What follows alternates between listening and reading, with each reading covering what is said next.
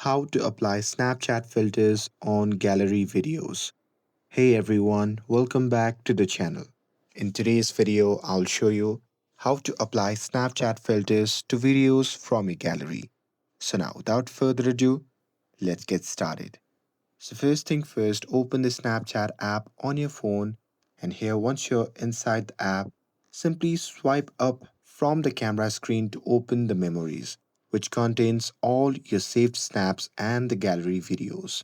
Now from here, simply tap on the camera roll tab, and now here in this section, simply select the video that you want to edit. And now here in this section, if you want to edit it, you can just tap on it, and here inside the video you can do different things. You can clip the video if you like. You can add different filters to the videos. You can add different text, colors, different stickers. You can add sound to the video if you like.